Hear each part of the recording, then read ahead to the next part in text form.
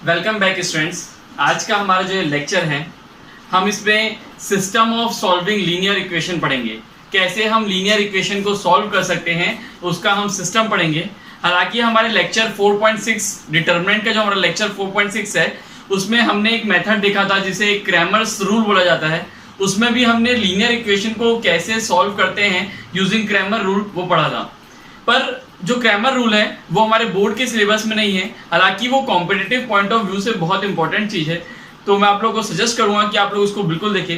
पर आज जो हम सिस्टम पढ़ने वाले हैं to solve system of linear equation, ये जो मेथड रहेगा ये इनवर्स ऑफ मैट्रिक्स पे बेस्ड रहेगा और ये मेथड जो है हमारे बोर्ड सिलेबस में है।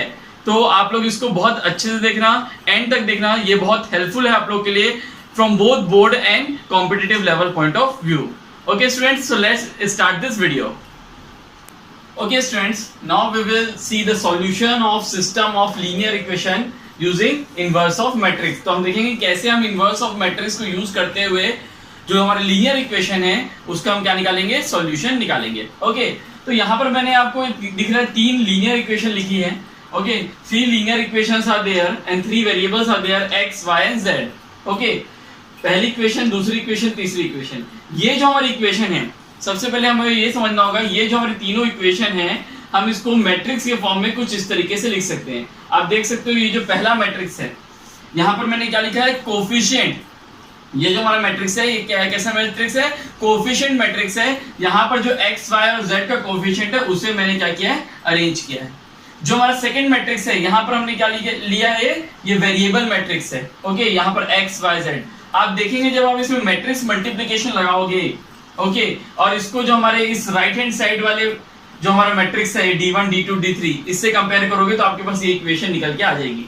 ओके क्योंकि ये जो मैट्रिक्स है ये 3x3 का है और ये जो मैट्रिक्स है ये 3x1 का है, तो आपको कंबाइन करने पे जो मैट्रिक्स मिलेगा वो 3x1 का होगा। It means 3 rows and 1 column, तो आपको ये 3 इक्वेशन मिल जाएगी। ओके तो हम इस इक्वेशंस को कुछ इस फॉर्म में लिख सकते हैं, मैट्रिक्स के फॉर्म में। अब मैंने इस कोफिशिएंट मैट्रिक्स को कैपिटल A मान लिया, इस वेरिएबल मैट्रिक्स को कैपिटल X मान लिया और ये जो राइट हैंड साइड वाला मेरा मैट्रिक्स है इसको मैंने क्या मान लिया, B मान लिया। ओके तो हम इस तरीके से अपने सिस्टम को, जो हमारा सिस्टम है लीनियर इक्वेशन का, उसको मैट्रिक्स के फॉर्म में कुछ इस तरीके से लिख सकते हैं। ओके स्टूडेंट्स, नाउ हम सिस्टम के बारे में थोड़ा और जानते हैं। ठीक है, सिस्टम को कैटेगराइज किया गया है होमोजीनियस सिस्टम और नॉन होमोजीनियस सिस्टम में। ओके यहाँ पर होमोजीनियस सिस्टम और नॉन होमोजीनियस सिस्टम क्या होते हैं देखते हैं। जो हमारे राइट हैंड साइड की वैल्यू है D1, D2, D3, अगर ये तीनों 0 हो जाए, ओके यानी कि जो मैट्रिक्स B है, यही मैट्रिक्स B है, ये क्या हो जाए, नल मैट्रिक्स हो जाए, तो हम बोलेंगे कि हमारा सिस्टम कैसा है, होमोजीनियस सिस्टम है। इफ D1 D2 D3 0, अगर तीनों 0 है या फिर matrix B is a null matrix. Otherwise अगर इनमें से कोई भी एक नॉन जीरो रहता है तो हम उसको क्या बोलेंगे, otherwise it is non homogeneous system. Okay तो इस तरीके से सिस्टम को कैटेगराइज किया गया। अगर मैं सॉल्यूशन के बेसिस पे बोलूं, on the basis of solution, तो सिस्टम को कंसिस्टेंट सिस्टम और इनकंसिस्टेंट सिस्टम के फॉर्म में डिवाइड किया गया है। ओके कंसिस्टेंट सिस्टम में क्या होता है, हमें सॉल्यूशन ऑब्टेन होता है। वो सॉल्यूशन कैसा भी हो सकता है, यूनिक सॉल्यूशन भी हो सकता है, मैनी सॉल्यूशन भी हो सकता है, इनफाइनाइट सॉल्यूशन भी हो सकता है। ओके तो अगर हमें सॉल्यूशन ऑब्टेन हो रहा है, चाहे वो यूनिक हो, चाहे मैनी हो, चाहे इनफाइनाइट हो, तो हम उस सिस्टम को बोलेंगे it is a consistent system. Otherwise जब हमें सॉल्यूशन ऑब्टेन नहीं होता तो हम इसे क्या बोलेंगे, इनकंसिस्टेंट सिस्टम। ओके अच्छा, कुछ स्टूडेंट्स का ये क्वेश्चन रहता है स्टूडेंट कि ये नो सॉल्यूशन हमें कब मिलेगा, क्योंकि हम देखते हैं हमें जो इक्वेशन लिख रहे हैं, जैसे कि मैंने यहाँ पर लिखा है, कोई भी इक्वेशन ले हम, like a1x plus b1y is equals to C and a2x plus b2y is equals to D। Okay तो यहाँ हम देखेंगे तो स्टूडेंट्स को जनरली डाउट रहता है जब हम इस दो इक्वेशन को सॉल्व करेंगे तो हमें x और y की वैल्यू मिल जाएगी। पर एक्चुअल में स्टूडेंट जो लीनियर इक्वेशन रहती है, ये जो इक्वेशन है किसकी है, स्ट्रेट लाइन की। तो दो स्ट्रेट लाइंस जो कि पैरेलल हैं, लाइक सपोज ऐसे, दे will never intersect each other in 2D। Okay ये अगर 2D में इसको ड्रॉ कर रहा हूं तो ये कभी इंटरसेक्ट नहीं करेंगी अगर ये पैरेलल लाइंस है। तो यहाँ पर आप देख सकते हो मैंने दो पैरेलल लाइन की इक्वेशन दी है। ठीक है, 2x plus 3y is equals to 5, 4x plus 6y is equals to 9। मैं यहाँ अगर 2 कॉमन निकाल लूं तो इसमें भी क्या हो जाएगा, 2x plus 3y is equals to 9/2 हो जाएगा। ठीक है, तो यहाँ पर दोनों लाइन कैसी है, पैरेलल है। ठीक है। तो क्योंकि हम पैरेलल लाइन में जानते हैं ये होता है a1x plus b1y is equals to lambda and a1x plus b1y is equals to c। यहाँ पर ये कांस्टेंट का बस डिफरेंस रहता है, बाकी जो कोफिशिएंट रहता है वो क्या रहता है, सेम रहता है। तो ये दोनों जो एक लाइन की इक्वेशन है कैसी पैरेलल लाइंस है, तो they will never intersect each other. इसका मतलब there will be no values of x and y which will satisfy both the equation. So in that condition आपको क्या होगा, सॉल्यूशन ऑब्टेन्ड नहीं होगा। तो यहां पर आप बोल सकते हो सिस्टम कैसा रहेगा, इनकंसिस्टेंट सिस्टम रहेगा। ओके, तो यहां पर आपने कैटेगराइज किया, if d1 is equals to d2 is equals to d3 then it is homogeneous system, otherwise non homogeneous। अगर solution obtained हो रहा है तो consistent, otherwise it is inconsistent। okay, so now we will see कि हम कैसे inverse of matrix को use करके यहाँ पर हम solution obtain कर सकते हैं। okay, so pause the video to note it down। okay students, सबसे पहले हम non homogeneous system के solution के बारे में पढ़ेंगे। हाँ, हमें यहाँ पर फिर से तीन इक्वेशंस दी गई है, लीनियर इक्वेशंस। हमने उसको इस तरीके से मैट्रिक्स के फॉर्म में लिख दिया, where a is coefficient matrix, x is variable matrix and b is this right hand side matrix. Okay, so now पहला केस, अगर डिटर्मिनेंट a की वैल्यू नॉट इक्वल्स टू 0 रहती है, डिटर्मिनेंट a मतलब जो कोफिशिएंट मैट्रिक्स है अगर वो नॉट इक्वल्स टू 0 है, इट मींस जो हमारा a मैट्रिक्स है वो कैसा है, नॉन सिंगुलर है। तो उस समय हमें एक यूनिक सॉल्यूशन मिलेगा, हमें x y z की सिंगल वैल्यू मिलेगी, यूनिक वैल्यू मिलेगी, और उसको हम कैसे निकाल सकते हैं, matrix x is equals to a inverse b। और यहां पर हम एक चीज नोट कर सकते हैं, x will be, matrix x will be unique, है ना। जो हमें मैट्रिक्स x मिलेगा वो कैसे मिलेगा, यूनिक मिलेगा। ओके, तो हम इस तरीके से using x is equals to a inverse b को यूज करते हुए हम यहाँ पर मैट्रिक्स x निकाल सकते हैं। इसका मतलब जो x y z जो हमारा वेरिएबल है वो हमें इजीली क्या हो जाएगा, मिल जाएगा। Okay, now second condition, if determinant a is not equals to 0, यहाँ पर जो डिटर्मिनेंट है वो डिटर्मिनेंट a की वैल्यू क्या हो जाए, इक्वल्स टू 0 हो जाए। ओके, इट मींस जो हमारा मैट्रिक्स है वो कैसा है, सिंगुलर है। अब सिंगुलर है तो हम इनवर्स ऑफ मैट्रिक्स तो निकाल ही नहीं सकते, क्योंकि इनवर्स कब निकलता है, नॉन सिंगुलर के केस में निकलता है। तो अब यहाँ पर कंसिस्टेंट है या इनकंसिस्टेंट है ये जानने के लिए हम क्या करेंगे, एडजॉइंट a इंटू b करेंगे। अगर adjoint a into b is equal to 0 आ गया, इट मींस जो सिस्टम है वो कंसिस्टेंट है और उसमें कैसे सॉल्यूशन है, इनफिनाइट सॉल्यूशन है। And if adjoint a into b is not equal to 0 then system is inconsistent. Okay, तो केस 2 में हमें ये बताता है कि अगर डिटर्मिनेंट a 0 है और एडजॉइंट a इंटू b भी 0 है, it means system is consistent and has infinitely solution. But अगर डिटर्मिनेंट a तो 0 है but adjoint a into b not equals to 0 है, it means system is inconsistent and has no solution. Okay, so pause the video to note it down, then we will see some questions जिससे हमें और clarity मिल जाएगी हमारे इस concept में।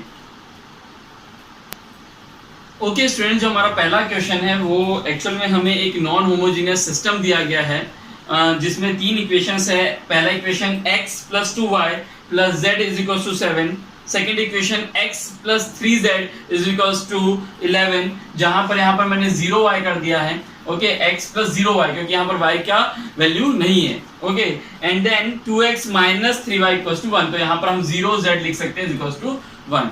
Okay, इस जो हमारा लीनियर इक्वेशन है, ये जो सिस्टम ऑफ लीनियर इक्वेशन है, मैंने उसे क्या किया, मैट्रिक्स के फॉर्म में कुछ इस तरीके से लिख दिया, है ना। अब सबसे पहले मुझे क्या चेक करना पड़ेगा, मुझे डिटर्मिनेंट a की वैल्यू को चेक करना पड़ेगा। यहाँ पर ये a है, ये x है और ये b है। This is matrix a, this is matrix x and this is matrix b। तो जब मैं a का डिटर्मिनेंट निकालूंगा, ओके, यानी 1 2 1 1 0 3 2 माइनस 3 0, तो यहाँ पर जब मैं इसको एक्सपांड करता हूं अलोंग रो 1, तो जब मैं एक्सपांड करूंगा अलोंग रो 1 तो हो जाएगा 1 0, then minus 9 of plus 9, okay, then minus 2 0 minus 6 and then plus 1 minus 3 minus 0। Okay, इसको जब मैं ओपन करूंगा तो 9 plus 12 minus 3, so it will be equals to 18 which is not equals to 0। तो यहाँ पर हम देख सकते हैं कि जो हमारी डिटर्मिनेंट a की वैल्यू आ रही है, it is not equals to 0। it means यहाँ पर मैं x की जो वैल्यू उसको कैसे निकाल सकता हूँ, x is equals to a inverse b करके निकाल सकता हूँ। तो सबसे पहले मुझे यहाँ पर A इनवर्स निकालना पड़ेगा and we know that A inverse is equals to adjoint of A divide by determinant A। Okay, तो सबसे पहले मुझे एडजॉइंट A निकालना पड़ेगा। Adjoint A is cofactor transpose of cofactor matrix. Okay, तो सबसे पहले मुझे यहाँ कोफैक्टर्स निकालना पड़ेगा। जो डिटर्मिनेंट A है, सॉरी जो मैट्रिक्स A है उससे मैं क्या निकाल लूंगा, कोफैक्टर्स निकाल लूंगा। तो कोफैक्टर्स निकालना हम सबको आता है, तो उसकी वैल्यू को मैं डायरेक्टली यहाँ पर लिख रहा हूँ। ओके, जो हमारे कोफैक्टर्स की वैल्यू आई वो कुछ इस तरीके की है, C11, C12, C13, C21, C22, C23, C31, C32, C31। यहाँ पर मैं डायरेक्टली वैल्यू को लिखते जाऊंगा। ओके, हमारा C11 की वैल्यू है 9,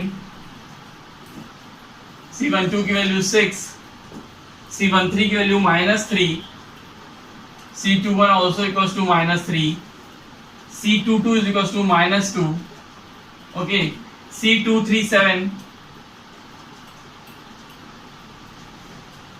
C31 6, C32 -2 6 -2 and C33 is also equals to -2। Okay, तो यहां से डायरेक्टली मेरी adjoint A which is transpose of cofactor matrix, तो यहाँ पर मैं कोफैक्टर मैट्रिक्स डाल के क्या कर दूंगा, ट्रांसपोज कर दूंगा।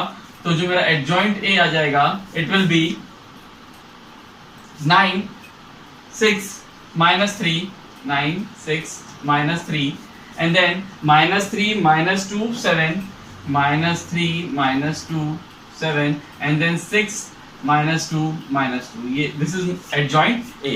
ओके, अब इसको A इनवर्स निकालने के लिए मैं क्या करूंगा, डिटर्मिनेंट A से डिवाइड कर दूंगा which is 1/18, तो इट विल बी 1/18 और ये मेरी एडजॉइंट A की value 9 -3 6 6 -2 -2 -3 7 -2। Now to find out x is equals to A inverse into B, so it will be 1/18, A inverse value 9 -3 6 6 -2 -2 -3 7 -2 and determinant B is 7 11 and 1 7 11 and 1। Okay, तो इस तरीके से जब मैं इन दोनों को सॉल्व करूंगा तो मुझे यहाँ पर क्या मिल जाएगा, मेरा जो ये X मैट्रिक्स है वो मुझे मिल जाएगा। ओके, तो यहाँ पर जो मेरा X मैट्रिक्स आ रहा है मैं यहाँ लिख रहा हूँ x is equals to 1/18 और आप देख सकते हो ये 3x3 है, 3x1 है। तो अब मुझे जो मैट्रिक्स मिलेगा वो 3 रो और 1 कॉलम वाला रहेगा, जिससे मुझे x, y और z की वैल्यू मिल जाएगी। ओके, तो इनको सॉल्व करने पे मुझे जो आंसर मिल रहा है वो है 36 18 एंड 54। और जब मैं इस 1/18 को अंदर भेजूंगा तो ये मैट्रिक्स है, तो ये तीनों एलिमेंट के साथ क्या होगा, इनटू होगा, तो it will be x is equals to 2 1 and 3। It means the value of x, मैं इसको यहाँ पर नोट कर देता हूँ, इसको मैं जब कंपेयर करूंगा ये मैट्रिक्स x के साथ, मेरा मैट्रिक्स x ये है, ये हो जाएगा x y z is equals to 2 1 3। तो यहाँ पर x is equals to 2, y is equals to 1 and z is equals to 3 हो गया। तो मेरी x की वैल्यू कितनी आ गई 2, y की value 1 and z is equals to 3। जैसा कि मुझे आप पता था कि डिटरमिनेंट A की वैल्यू नॉट इक्वल्स टू 0 है, तो यहाँ से मुझे एक यूनिक सॉल्यूशन मिलेगा, वो यूनिक सॉल्यूशन मुझे मिल गया। Okay students, so note it down, then we will move to the next question। okay students, now we will see the next question। यहाँ पर फिर हमारे सामने 3 इक्वेशंस दी गई हैं। ओके, हमने इसे मैट्रिक्स के फॉर्म में कुछ लिख लिया इस तरीके से। इसको मैं कंपेयर कर सकता हूँ Ax is equals to B के साथ, where A is this matrix and X is variable and B is right hand side matrix। Okay, now सबसे पहले हमें क्या निकालना पड़ेगा, डिटर्मिनेंट A की वैल्यू निकालना पड़ेगा। ओके, यानी 2 -1 3 3 2 -1 4 5 -5। मैंने जो ये केस दिया है ये इनकंसिस्टेंट सिस्टम तो नहीं बोलूंगा, इसमें डिटर्मिनेंट A की वैल्यू जो 0 आती है, जिससे हमें एडजॉइंट A into B निकालना रहता है, वो वाला केस लिया हूँ। तो यहाँ मुझे पता है कि डिटर्मिनेंट A की वैल्यू 0 आएगी। ओके, तो यहाँ सबसे पहले मैंने डिटर्मिनेंट A की वैल्यू निकाल दिया, वो 0 है। ओके, अब यहाँ पर मुझे क्या निकालना पड़ेगा, ये मेरा सेकंड केस में हम आ गए जहाँ पर डिटर्मिनेंट A की वैल्यू 0 आ रही है, मतलब जो मैट्रिक्स A है वो कैसा है, सिंगुलर मैट्रिक्स है। तो अब यहाँ पर हम क्या कर सकते हैं, इनवर्स नहीं निकालेंगे, हमको यहाँ पर निकालना पड़ेगा एडजॉइंट A into B। तो सबसे पहले मुझे एडजॉइंट A निकालना पड़ेगा। एडजॉइंट ए क्या है? Adjoint A is transpose of cofactor matrix. तो एडजॉइंट ए की वैल्यू जो यहाँ पर आ रही है, मैं आप लोग को डायरेक्टली यहाँ पर लिख दे रहा हूँ। Adjoint A -5, 10, -5, 11, -22, 11, 7, -14 and 7, 7, -14 and 7। Okay, so यहाँ पर हम क्या करेंगे, हम एडजॉइंट ए इंटू बी की वैल्यू को देखेंगे कि वो जीरो आ रही है कि नॉन जीरो वैल्यू आ रही है। तो सबसे पहले हम यहाँ पर क्या निकालेंगे, अब एडजॉइंट ए इंटू बी। तो एडजॉइंट ए इंटू बी जब हम निकालेंगे तो -5, 10, -5, 11, -22, 11, 7, -14, 7 एंड जो बी है इट इज -5, 7 एंड 9। तो एडजॉइंट ए इंटू बी जब हम यहाँ मैट्रिक्स मल्टीप्लीकेशन लगाएंगे तो हम देखेंगे जो एडजॉइंट ए इंटू बी की वैल्यू आ रही है, स्टूडेंट आप इसको करके देखना, वो भी कितनी आ जाएगी? 0 आ जाएगी। इसका मतलब हमारा जो सॉल्यूशन है वो कैसा है? कंसिस्टेंट सिस्टम है और हमें इनफाइनाइट सॉल्यूशन मिलेगा। ओके, जब ये इनफाइनाइट सॉल्यूशन वाला केस आता है तब हम यहाँ पर क्या करेंगे, हम किसी भी दो इक्वेशन को लेंगे। मान लीजिए मैंने ऊपर की दो इक्वेशन को ले लिया और यहाँ पर हम मान लेंगे, यहाँ पर सबसे पहले लिख देता हूँ, system is consistent and has infinite solution. और इस इनफाइनाइट सॉल्यूशन को हम फाइंड आउट करने की कोशिश कर रहे हैं। तो मैंने शुरू की दो इक्वेशन लिया और मान लिया कि z is equals to k where k is any real number. k क्या हो सकता है? कोई भी रियल नंबर हो सकता है। तो मैं यहाँ दो इक्वेशन है उसको लिख सकता हूँ, 2x - y is equals to 5 - 3k and 3x plus 2y is equals to 7 plus k. Now I have left with two equations and two unknown. This is equation 1 and this is equation 2. अब मैं चाहूँ तो इसको simply elimination method लगा के solve कर सकता हूँ। ओके, यहाँ पर मैं y को x को एलिमिनेट करने जाता हूँ तो इसको इंटू 3 करूंगा और इसको इंटू 2 करूंगा। तो यहाँ पर मेरे पास क्या हो जाएगा, x की वैल्यू सेम हो जाएगी, उसको मैं एलिमिनेट कर सकता हूँ। यहाँ पर जब एलिमिनेशन मेथड लगाएंगे तो हमारे पास जो x की वैल्यू आएगी वो किसके टर्म में रहेगी? k के टर्म में, और y की वैल्यू भी किसके टर्म में रहेगी? k के टर्म में रहेगी। तो यहाँ पर मैं x और y की वैल्यू को डायरेक्टली लिख रहा हूँ। x की वैल्यू होगी 17 - 5k upon 7 and the value of y will be equals to 11k - 1 upon 7 and z is equals to k। तो ये जो वैल्यू आ रही है, देखिए यहाँ पर k क्या है? k could be any real number।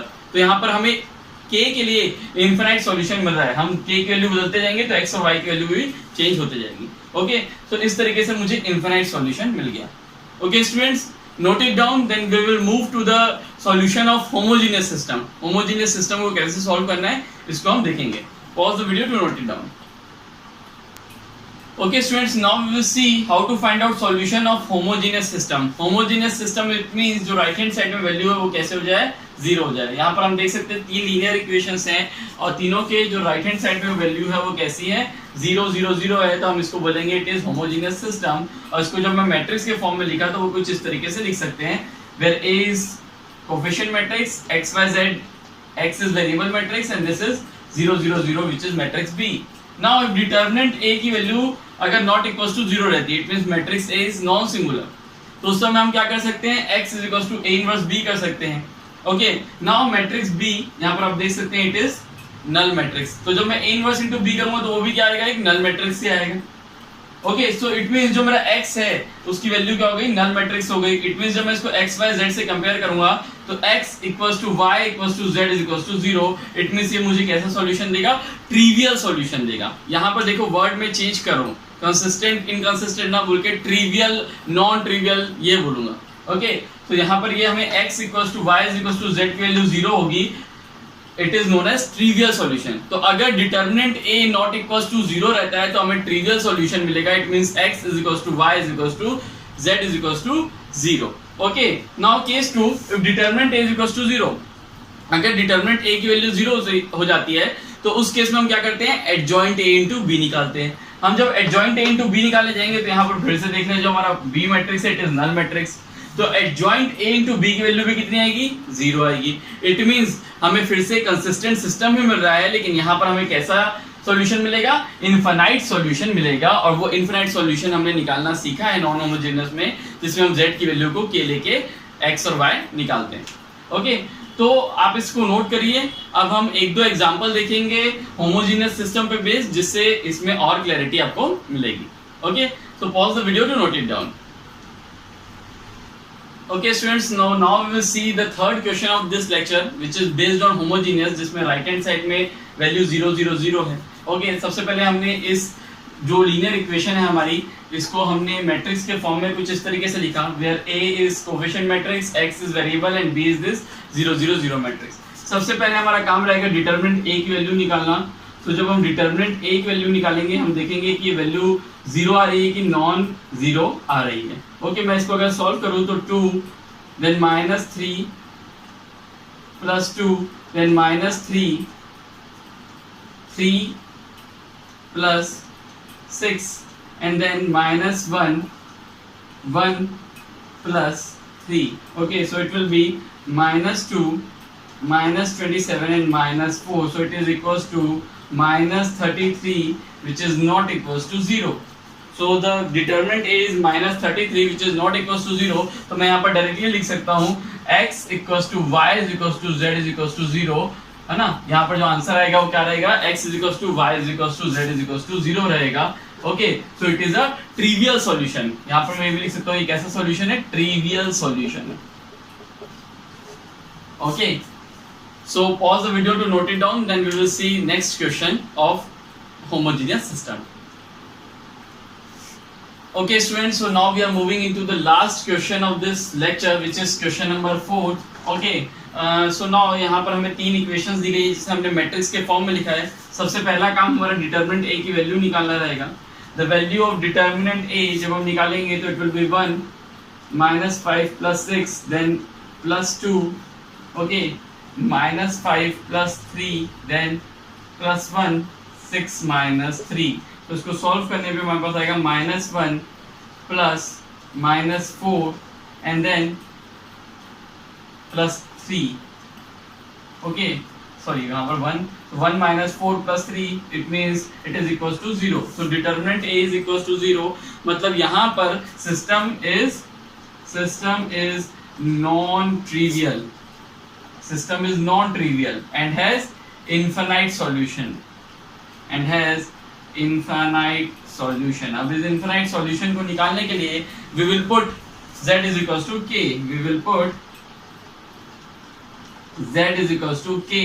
where k is any real number। Okay, तो यहाँ पर जब हम शुरू की दो इक्वेशन को लेंगे तो it will be x - 2y is equals to -k and x plus y is equals to k। Okay, तो अब इन दोनों इक्वेशन को जब हम सॉल्व करेंगे, सबसे पहले हम सब्ट्रैक्ट कर लेते हैं। ओके, तो यहाँ पर x और x एलिमिनेट हो जाएंगे and it will be -2y - 3y is equals to -k - 2k, so the value of y will be 2k by 3। Okay, so the value of y will be equals to 2k by 3 and the value of x will be equals to k by 3 and z is equals to k। तो यहाँ पर हमें x, y और z की value मिल गई k के terms में, where k is any real number। तो इस तरीके से हम देख सकते हैं कि हमारे पास इनफाइनाइट सॉल्यूशन आ जाएंगे।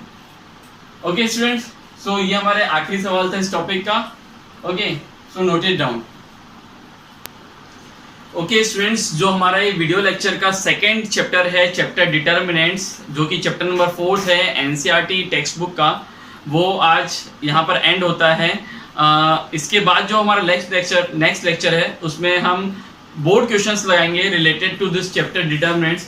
जब तक कि मैं उम्मीद करता हूँ कि आप लोग जितने भी टॉपिक्स कवर हुए हैं उसे अच्छे से पढ़ लेंगे, ताकि हम नेक्स्ट जो हमारा लेक्चर है उसमें बोर्ड के क्वेश्चंस को अच्छे से सॉल्व कर पाएँ। Okay, thank you.